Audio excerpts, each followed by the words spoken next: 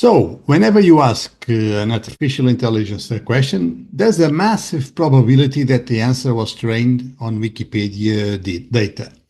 But while tech giants build these trillion-dollar valuations on the back of this open knowledge, who is paying to keep the servers running? Will the future of knowledge be completely captured by private platforms?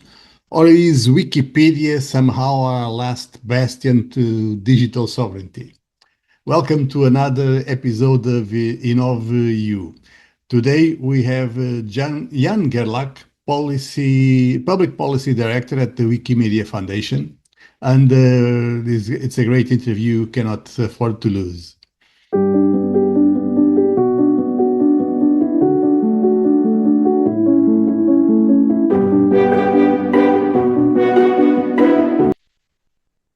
If you are working on a EU project right now, this matters.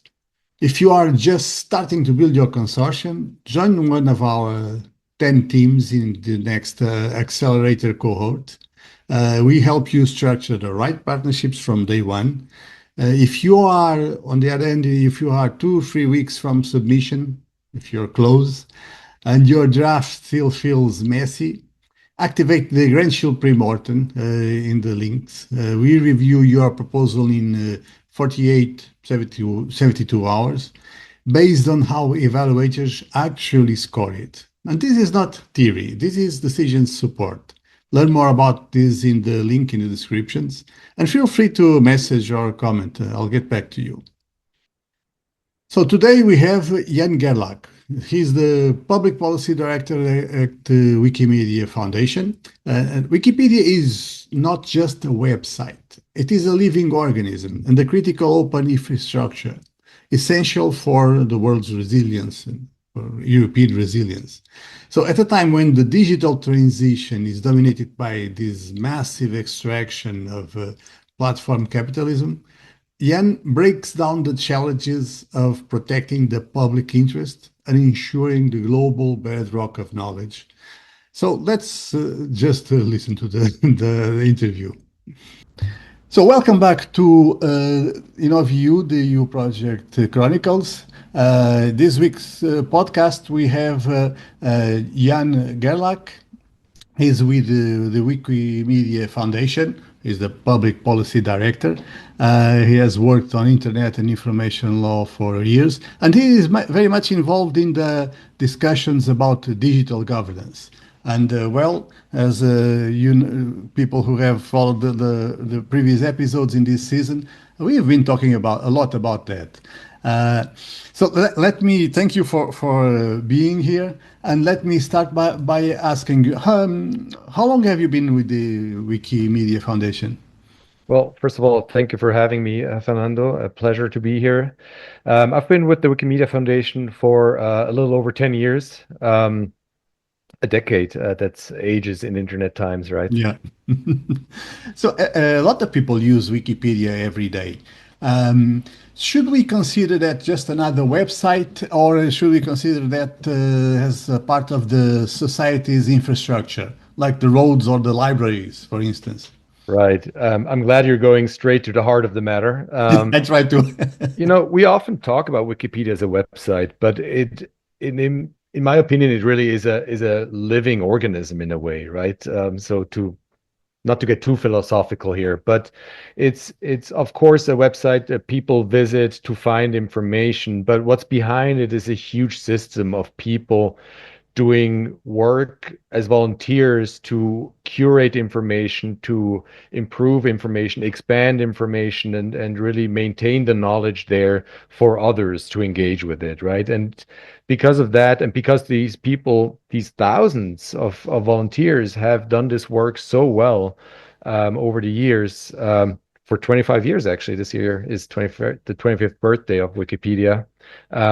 It's really become a bedrock of information in society, right? You compared it to libraries, right? And it's really a repository for knowledge. People go there when they look something up at a dinner table, at the desk, at I don't know, at school maybe, and Yes, we do talk about it as a website, but it's a huge system that's behind it, right? Well, I don't know about our audience, but when you said 25 years, what came to my mind was, is that all? It looks like it has been there forever. I've been using that forever. So, in this day and age, when the internet is becoming more closed, more platform dependent, and more shaped by AI systems, does the Wikipedia become more or less relevant, more or less important? Excellent question. People find information on Wikipedia even when they don't go on Wikipedia these days, right? In the age of AI, people use agents, people use chatbots. And what we know is that most of those chatbots, most of those LLMs behind those bots are actually trained on data that includes Wikipedia, right? Wikipedia is, by all I know, the largest well-curated, human-verified, open repository for data that is freely licensed, right? And so Wikipedia is actually a huge part of this whole AI revolution that we're seeing, right? But people may not know that the knowledge that they consume comes from Wikipedia. So it's probably more important than ever, really. But the challenge for us as staff at the Wikimedia Foundation is to explain this, right? That people sort of think, aha, this this is where this information comes from, right? It's not just a chatbot that invents this, Mhm. but the information really comes from elsewhere, and we want people to think of that. Okay, so there's a lot of people saying that we need to protect these public interest digital spaces. Yeah. I like that that sentence. But exactly from what? Protect them from what? What is the menace here? Is it funding, governance, visibility? Is it legal pressure, or is it AI extraction? Is there a threat? Um, yes, absolutely. To your to your last question here, but it's manifold, right? It's not just one thing. We do see, I would say, a general change in expectations towards internet platforms, towards what is good or bad content, what should be posted on platforms, and that people have a very different experience for how they consume the internet today versus 25 years ago, right?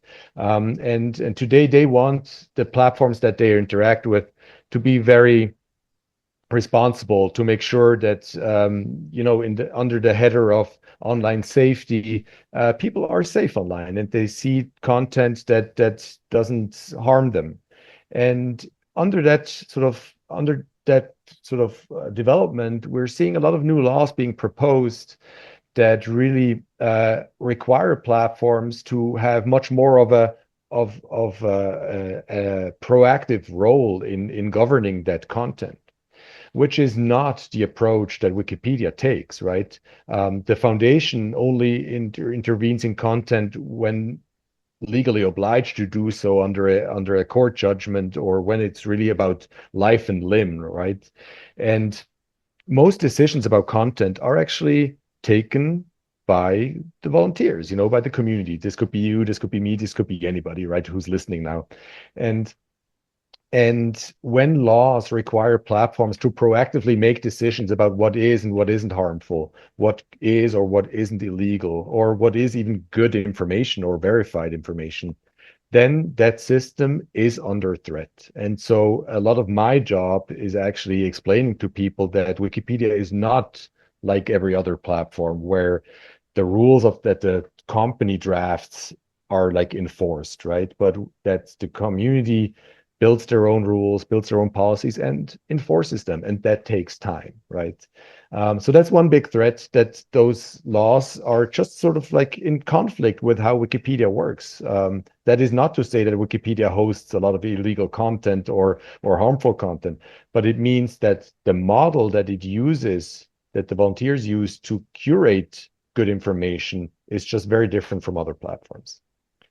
The other threat that I would see is really that Wikipedia's content is sucked up in ways that we've never seen before by large language models, operators, and by, frankly, thousands of companies that are what we call heavy reusers of our content. And when consumers just go to those chatbots or to those websites or to those platforms and seek out information there rather than from Wikipedia, we need to make sure that Wikipedia is still seen and properly funded and sustainably funded, right? Mhm. Because our infrastructure is not free, right, to use. It's in our mission to spread information and knowledge and give everybody access, and that is great. The more our content is used, the better, right? However, that also comes at costs for the Wikimedia Foundation and for the movement, and we really want to ask everybody to help fund this sustainably for the future because the commons are not free. They can be depleted, right? As you understand. Well, that was my next question because I feel that there is a tendency for people to ask ChatGPT the same questions they would be looking for answers in Wikipedia.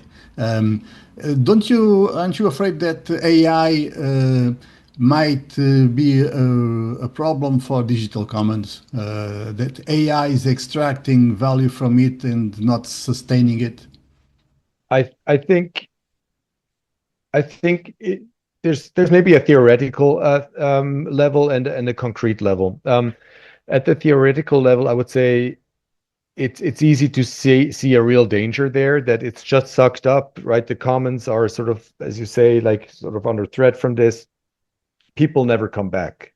At the concrete level, I would say that people are actually still interested in knowing where content comes from, where information comes from. When you give them the opportunity to engage with that content, when you give them the opportunity to contribute as well, then they are happy to do that. And the foundation, the Wikimedia Foundation, has built a professional API, which is we call it the Wikimedia Enterprise as a program, where we ask the heaviest reusers to use that API. All our APIs are open; everybody can do with our content as they wish. But for the heaviest reusers, we ask them to go and use our professional API and opt into a payment program that makes sure that our infrastructure can continue to be sustained financially. And so that has been pretty successful, and I think it's a growing project of ours. And that's what I mean with like in the detail, in the concrete, that there's actually interest in Mm. helping protect the commons. Okay, that's good news. I That is was good afraid news. that wouldn't happen at all. Let me talk about Europe, because in Europe there's often a lot of talk about digital sovereignty, strategic autonomy. Where does Wikipedia fit in that conversation? Does it fit in that conversation? Yeah, well, that is a great observation. We've been seeing a lot of these conversations and debates about sovereignty, self-determination, right? Um, and I think Wikipedia actually fits really well into this because Wikipedia is even like I would say more granular than at a nation level, right? Wikipedia does not exist in markets, if you will, right? It's layered into languages, right? So Portuguese Wikipedia looks the same in Portugal as it does in Brazil, and it looks the same in Switzerland, where I am right now. And English Wikipedia looks the same in New York as it does in London, right? And and so I think this actually gives people the ability to work together Mm. across countries, across borders, across continents, and really come to consensus together about what is verified information, what is notable information, what is important to know and to present, right? And I think that makes it very robust, right? But it also gives, say, smaller language communities the ability to together determine how how history is presented, right? And um, how information and content should live on Wikipedia. So that's I would say, even a different kind of sovereignty and self-determination. It's not a national self-determination. It's not a European self-determination, but it's self-determination by users who could be everyone here, right? And to really make decisions together. And that's, I think, the beauty of decentralized decision making and self-governance.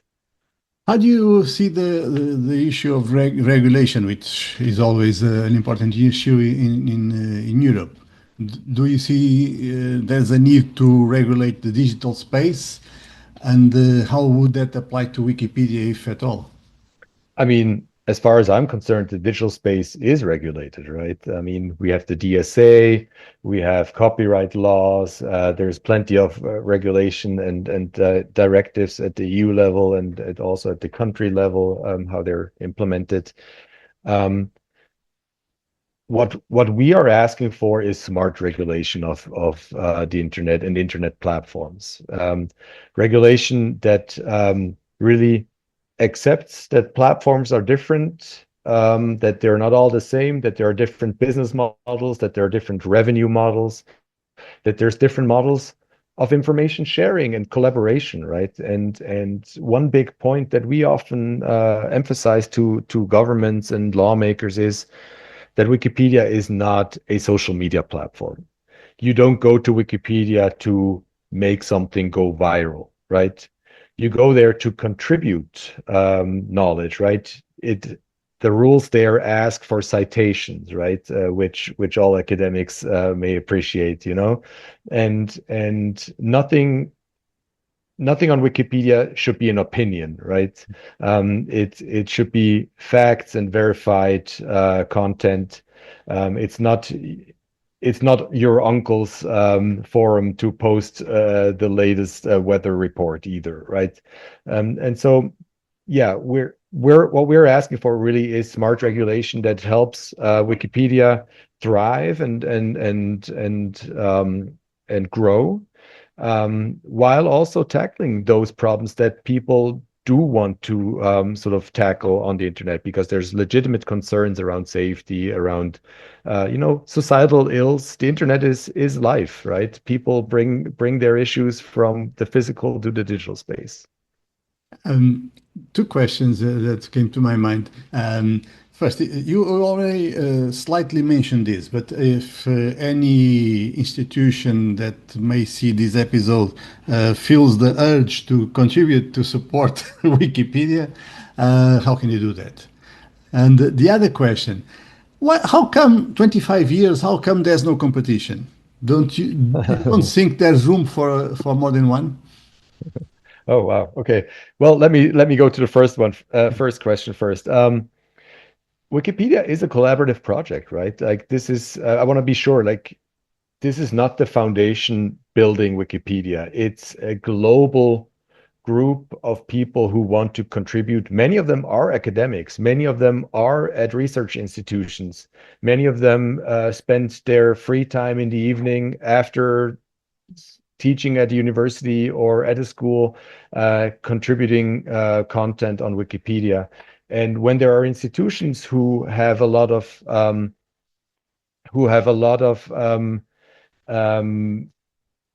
content that they want to share and that is freely licensed or that they own and that they want to contribute under a free license, they are more than welcome to talk to the foundation, and we'll point them to the right in the right direction. And really, this is an invitation, for everyone to contribute, right? This is the more the merrier, really. Um, and on your second question, no competition. I mean, I don't think competition is the right word here, right? There's a lot of other platforms that want to like bring free knowledge to people. Some focus on specific content. OpenStreetMaps is you probably know them as well. They have maps that are open that people can contribute content to and knowledge. There have also been other encyclopedias online. Some have taken the approaches of like having specialized paid staff to contribute content. That is very hard to scale, right? And the incentive structures are different. Others have been less successful for other reasons. But I think overall, we welcome when people sort of join the mission of bringing knowledge to people, right? And I don't think that's something that we're afraid of, or that we need to be scared of. I like the expression you use, the model for information sharing. But tell me, your model of information sharing, does it work equally well in democratic societies and in autocratic societies?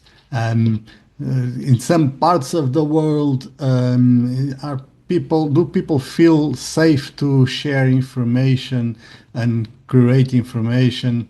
How does it work? I'm really curious.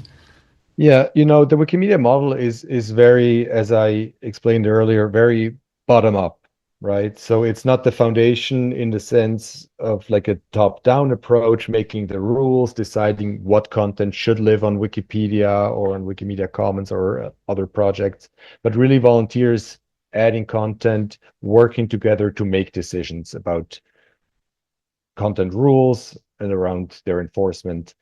And in that sense, the Wikimedia model of collaboration also is embraced by open societies and by it depends on open rules for information sharing. And as soon as you're trying to like apply a top-down approach, whether you're a government or you're a company, this model really is under stress, and it ends up breaking, right? And the content does not become as robust, right? Have you seen that happen? Have you seen autocratic governments trying to, let's say, sell their truth, has the data to be on Wikipedia? Well, we've seen that Wikipedia has been blocked in places before, and when governments don't agree with content on there, and I think there's one underappreciated aspect to this, and that's a lack of a free media, right? Wikipedia can only be as strong as the sources that it can cite, right? And when you have a country where media freedom isn't protected, and where, say, the print or digital publishers cannot print or cannot publish what they want, then you run into the problem that you can also not have verified content or high quality content on Wikipedia. And I think that's sort of like the more subtle ways that Wikipedia can have gaps also, and in times when journalism is under stress, and we see real like news deserts, right? When there's no more local journalism, independent journalism, I think that's a huge problem as well, right? So I don't want to push your time and abuse your time, but to close, let me ask you broadly: are you optimistic or pessimistic about the future of the open internet and the digital commons? In my 10 years here, I will say I've never seen as much excitement and as much interest in the commons by governments and stakeholders around the world as now. That, of course, can be a bit of a sign that it's really under stress, right? But I think there's a growing, I'm going to use the word movement here, of like-minded governments, of supportive stakeholders who really want the commons, the digital commons, to succeed, and that gives me a lot of hope. And I think there's a lot of potential and opportunity in working together across sectors, from civil society to the private sector to governments, to really make sure that there's another 25 years of Wikipedia and that the commons really thrive. And that gives me that, yeah, I'm very optimistic about that actually, but there's a lot of work to get there. And I believe there's a lot of need because you can see in many parts of the world, you have half the population with a notion of reality that is completely different from the other half. And well, there's no common truth in those societies. I believe digital commons can have an important role there, don't you think? Yeah, absolutely. The our mission to give people access to information, to educational content, right? I think has never been more important. And just when you see how what people build on top of the commons, right? How they use information, what they this is the real open source ethos here, right? Like you use what's available, you make it available to others as well. And I think there's a lot of there's there's a lot of opportunity in this, and it's amazing to see what people can build with it. So we're just starting. Is that what you're saying? 25 Maybe. years was just the start. Well, yes, why not? Why not? Come join the ride. Okay, thank you very much for your time. No, thank I you for hope having me. that the audience makes good use of this conversation. If anyone has any proposal, any idea for Wikipedia, they can get in touch with you, right? Absolutely, I'll point them to the right people. Good, very good. Thank you very much for your time, Thank you. and see you soon. So from this crucial conversation, I think we can extract three strategic lessons. First, for researchers and innovators, using open data demands responsibility. An ecosystem cannot survive just on pure extraction.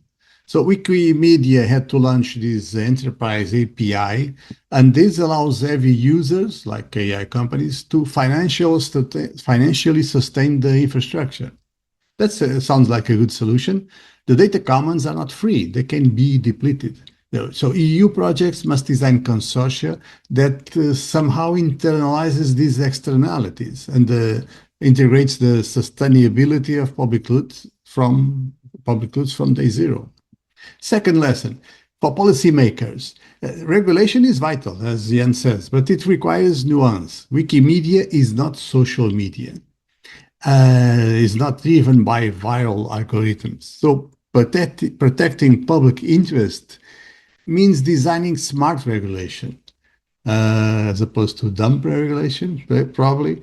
And this smart regulation, I hope the DSA or the AI Act are smart enough to respect decentralized community-led governance rather than applying some blind one-size-fits-all approach. Lesson number three, digital sovereignty. True sovereignty isn't just about copying American or Chinese LLMs. It's about protecting the open data layer and the ability of linguistic and cultural communities to somehow self-govern themselves in a decentralized way, free from algorithmic extraction. This comes as a complement to previous episodes. So this brings us to our ultimate decision question for today. Are we actively funding the resilience of our open infrastructures, or are we blindly locking Europe's future into some extractive digital dependency? What do you think about that? I would like to hear your opinions in the comments. Okay, so that's it. To deeply understand how this technological extraction, how AI and platform capitalisms are rewriting the rules of our economy, you can secure a copy of my latest book, Transition Science in the Economy, on Amazon. And if you are preparing some new major European proposal and you want to ensure it's strategically bulletproof against these new paradigms, you can use my digital tools available in the show links, Smart Proposal AI, and the Building Winning Consortia GPT to get success in those proposals. So please subscribe, share with your network, and I'll see you next time. Bye.